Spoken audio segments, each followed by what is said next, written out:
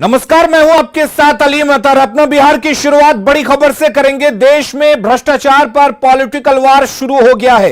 केरल में पीएम मोदी ने भ्रष्टाचार को लेकर बिना नाम लिए बिहार सरकार पर हमला बोला है और कहा है कि कुछ लोग भ्रष्टाचारियों को बचा रहे हैं। इस पर सीएम नीतीश कुमार और डिप्टी सीएम तेजस्वी यादव ने पलटवार किया है।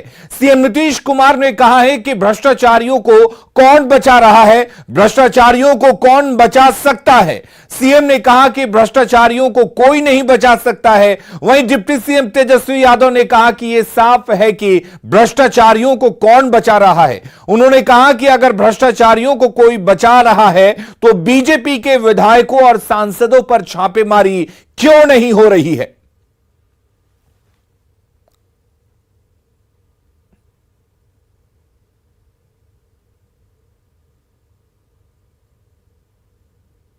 दल कूद गए हैं। कहाँ कोई भ्रष्टाचारी सर इधर कोई भ्रष्टाचारी को बचाएगा? खुद ही सोचना चाहिए ना भ्रष्टाचारियों को बचाने का। इधर उधर कोई राज्य में जो हो रहा है कहाँ से किसको लाने का हल्का तो वो ना अपना सोचे। यहाँ पर तो हम लोग कभी भी भ्रष्टाचारियों को इतने दिनों में बर्दाश्त नहीं किया। एक बार अच्छी तरह जान लेंगे। लेकिन क्या बोलते हैं तो अपना बोल रहे हैं, हमको उससे क्या मतलब। चुनावी संक्रांत कर रहे हैं केवल से। सर ये पोस्टर लगाया गया जदयू कार्यालय में सर। अरे आप प्रधान ही मंत्री है तो सब जगह जा नहीं सकते हैं। केरला में कौन है आप जानते नहीं। अटल बिहारी वाजपेयी देश के प्रधानमंत्री जो काम करने का मौका मिला, किस तरह से उन्होंने सब लोगों का ख्याल रखा। और यहाँ पर भी बिहार के लोगों ने काम करने का मौका दिया है। कोई भी साथ रहे और पिछले वर्षों से कितना काम कर रहे हैं। 1000 से ऊपर बीजेपी के विधायक हैं। एक के घर भी छापा पड़ा। ऐसे थोड़ा बीजेपी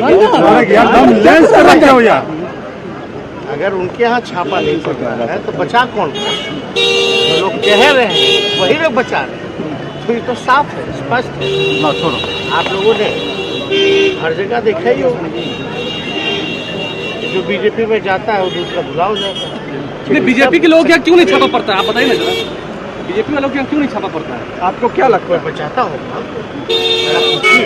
ये सवाल मेरे लायक नहीं, ये सवाल तो जो लोग केंद्र में बैठे लोग हैं। और अब सुनिए पीएम मोदी का वो बयान जिस पर सीएम और डिप्टी सीएम ने पलटवार किया है।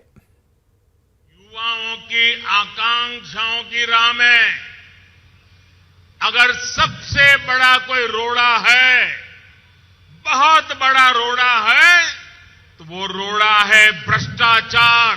लेकिन हम ये भी देख रहे हैं कि जैसे जैसे भ्रष्टाचारियों पर एक्शन हो रहा है तो देश की राजनीति में नया पोलराइजेशन भी शुरू हो गया है। भ्रष्टाचार और भ्रष्टाचारियों को बचाने के लिए कुछ राजनीतिक दल खुल करके सामने आ गए हैं, संगठित होने का प्रयास कर रहे हैं।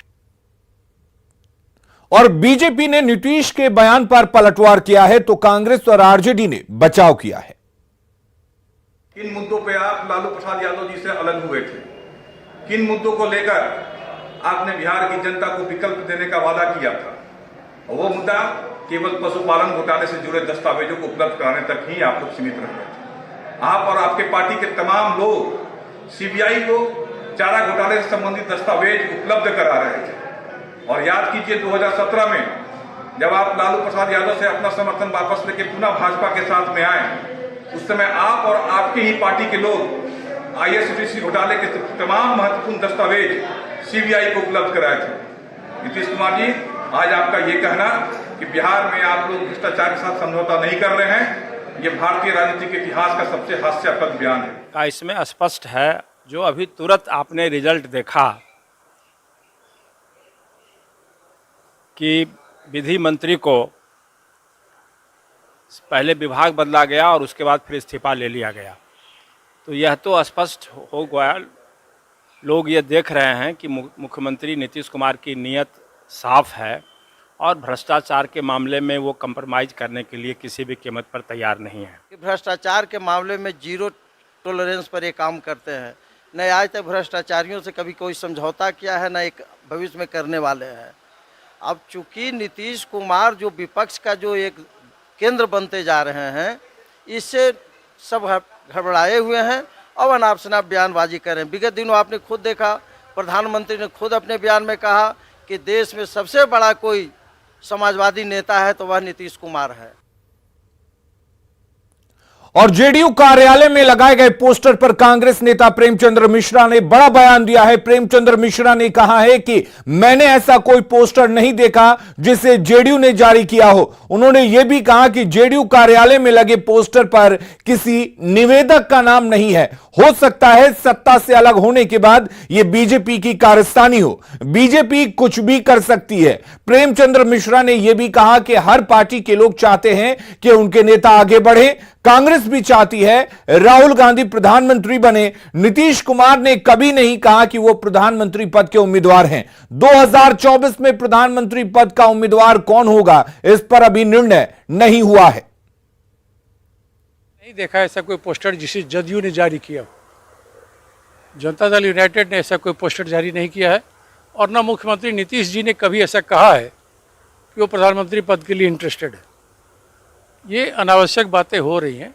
हर पार्टी का कार्यकर्ता अपने नेता को आगे देखना चाहता है। कांग्रेस के भी लोग चाहते हैं राहुल गांधी प्रधानमंत्री बने। मैं समझता हूँ 2024 में कौन चेहरा होगा इस पर अभी फैसला होना बाकी है। सभी पार्टियां आपस में मिल बंट कर एक रणनीति बना रहे हैं और उचित समय पर इसका फैसला हो जाएगा। लेकिन प्रेमचंद जी, जदयू कार्यालय में दूसरे कौन लोग पोस्टर लगाएंगे? कार्यालय में बड़े बड़े तस्वीर लगाए गए, बड़े बड़े पोस्टर लगाए गए, एक नहीं कई पोस्टर लगाए गए। जो लोग बिहार में सत्ता से भी बाहर किए गए हैं, हो सकता है वो खींच में लगा दिया हो। अगली खबर का रुख करते हैं। बिहार के कई शहरों में आज एनआईए की टीम ने दबिश दी है। नक्सलियों के ठिकानों पर यह रेड पड़ी है। बेउर जेल में बंद नक्सली विजय आर्या के ठिकानों और करीबियों के घर पर एनआईए की टीम पहुंची और छापेमारी की। पटना, औरंगाबाद, गया और रोहतास में यह छापा पड़ा है। इसके अलावा औरंगाबाद में एक और नक्सली अनिल के घर भी एनआईए की टीम ने छापा मारा। हालांकि सभी कार्रवाई में क्या कुछ मिला है यह भी खुलासा नहीं हुआ है। और करेंगे इस वक्त एक और बड़ी खबर की। औरंगाबाद से बड़ी खबर आ रही है। एक और नक्सली के घर पर रेड पड़ी है। चंदौल गांव में एनआईए की रेड। नक्सली अनिल यादव के घर पर छापा पड़ा है। अनिल यादव जेल में बंद है। नक्सलियों के संदेशवाहक का अनिल यादव पर आरोप है। लोग से तो विशेष कुछ न पूछा। अच्छा, इंक्वायरी घर में है, सब कुछ खोज खबर किया, इंक्वायरी किया, सर्च किया। सर्च में ही कपड़ा लता अटर पटर और कुछ विशेष न निकला और कुछ नहीं न गया। आधार कार्ड और पासबुक यही 2-3 गो पेपर ले दिए। जाते समय कुछ बोले पदाधिकारी लोग? जी जाते बात तो कुछ बोलेगा। तो नक्सलियों के घर पर छापेमारी का सिलसिला जारी है। रोहतास से बड़ी खबर आपको बता दें, यहां पर भी नक्सली के घर एनआईए का छापा पड़ा है। राजेश गुप्ता के घर एनआईए ने छापेमारी की है। समूता गांव में एनआईए की कार्रवाई हुई है। नक्सली विजय आर्य का करीबी है गुप्ता। विजय आर्य के ठिकानों पर भी एनआईए ने रेड मारी है।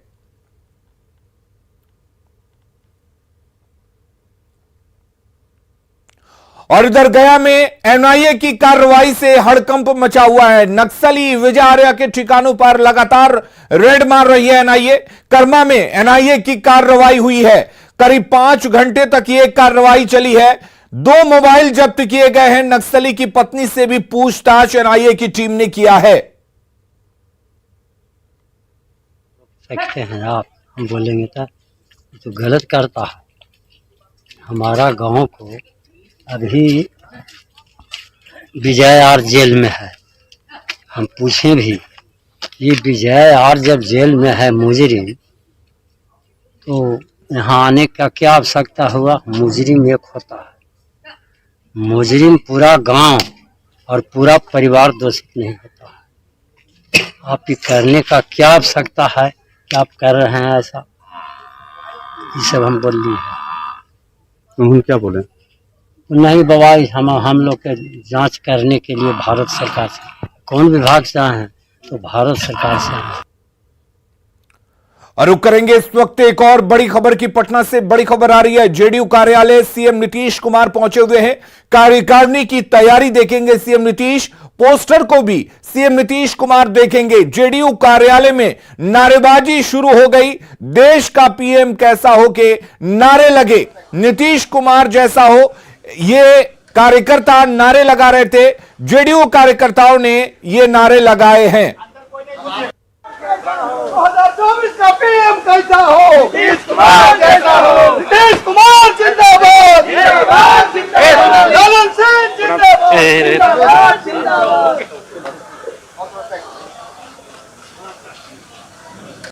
2024 का पीएम कैसा हो, नीतीश कुमार जैसा हो, नीतीश कुमार जिंदाबाद, ललन सिंह जिंदाबाद, जिंदाबाद।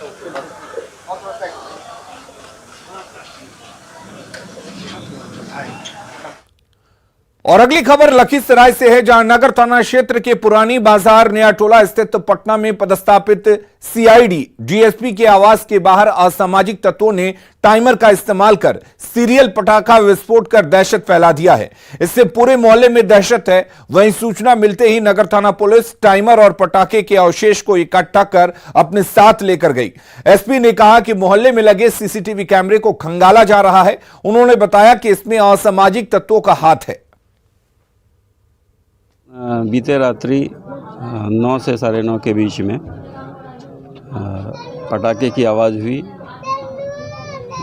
सीरियल रूप में 30 आवाज़ हुई, जो उसमें एक पीओ पे जो मिला हुआ है उसके अनुसार ये ब्रांडेड पटाखा था जो छूटा है। लेकिन महत्वपूर्ण बात इसमें यह है कि घटनास्थल से एक घड़ी भी बरामद हुई है, जिसका कनेक्शन उस पटाखा से होने की बात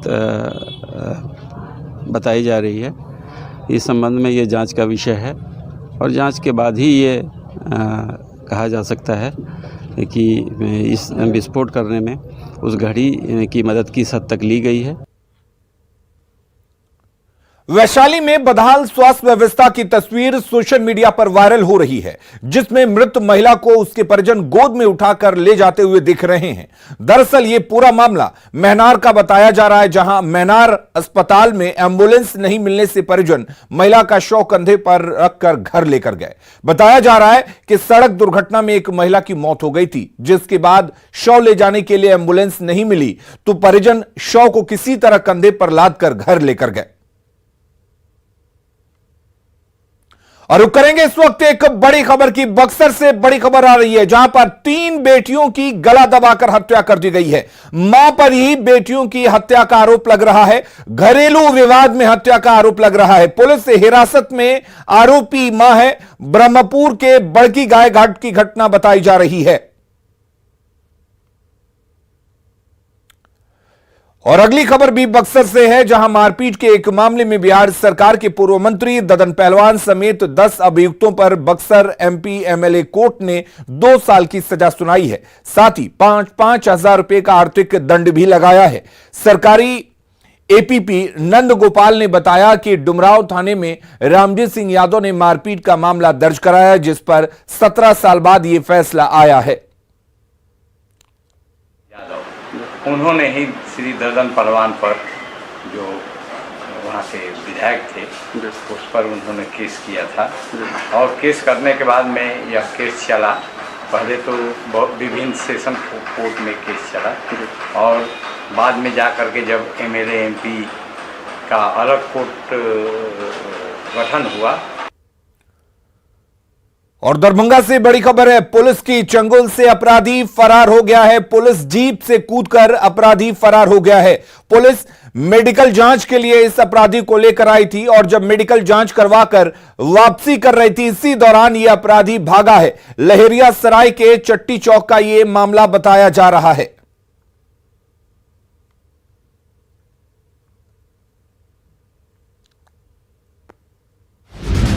सड़क पर पानी, घर में पानी,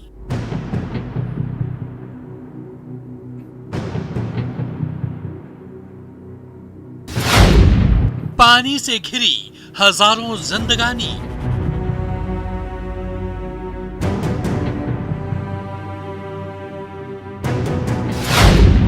गांव से शहर तक पानी का पहरा।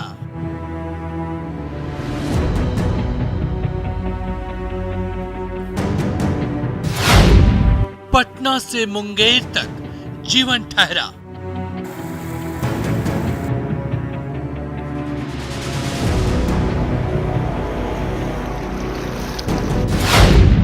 पानी के डर से लोगों का पलायन।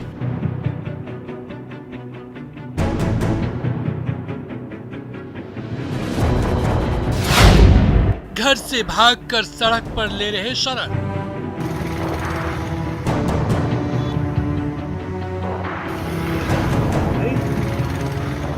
गंगा में उफान, जिंदगी परेशान। तो बिहार में गंगा ने रौद्र रूप धारण कर रखा है। ज्यादातर जगहों पर गंगा खतरे के निशान से ऊपर बह रही है और अब गंगा का पानी रिहायशी इलाकों में भी प्रवेश करने लगा है, जिसने लोगों को डराना शुरू कर दिया है।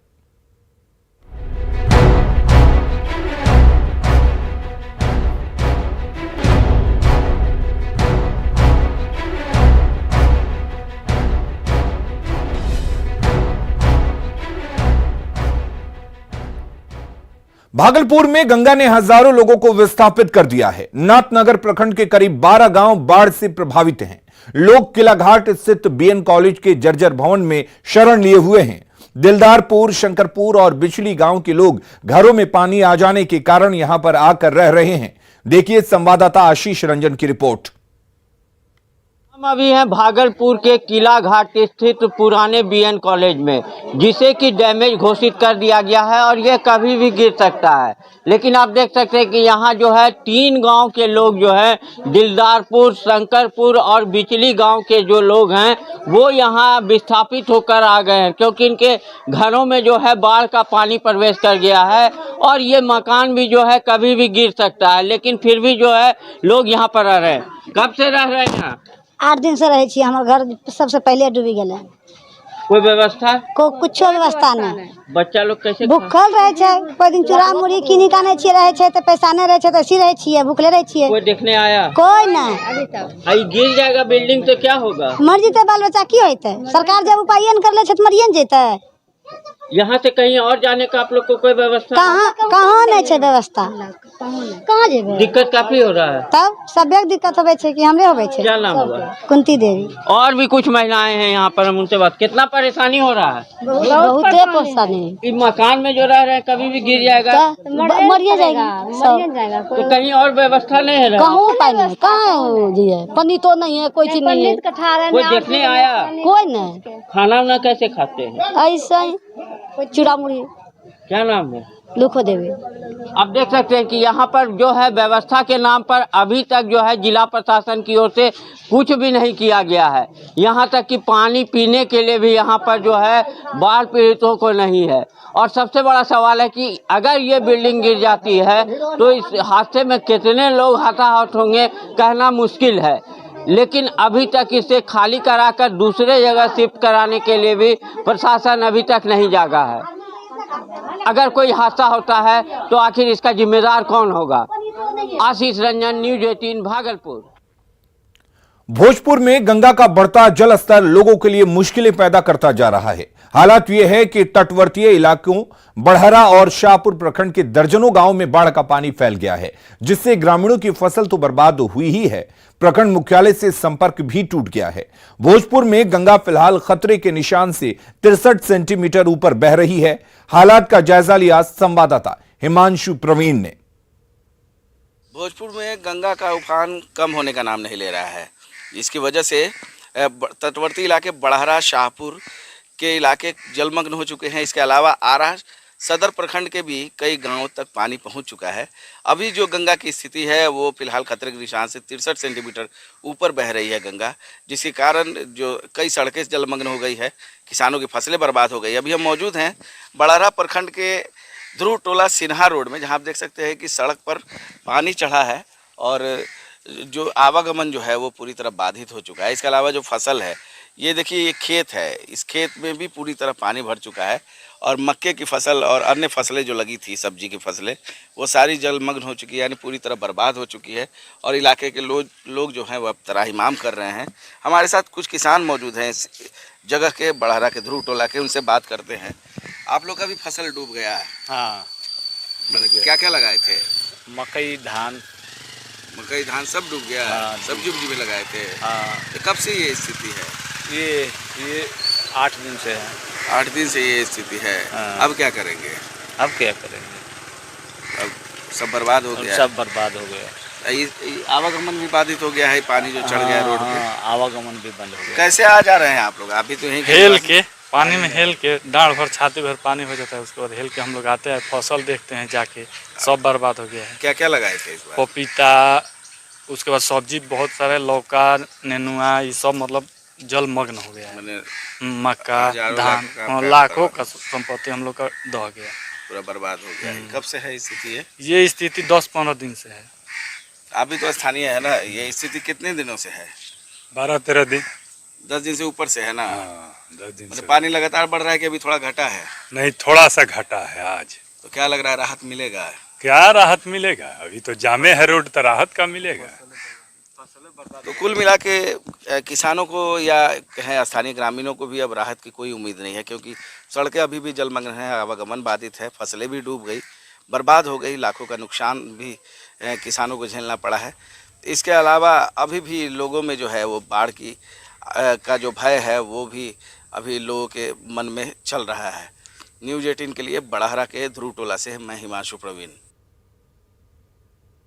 और खबरें लगातार जारी हैं, आप बने रहिए न्यूज़ 18 बिहार झारखंड के साथ।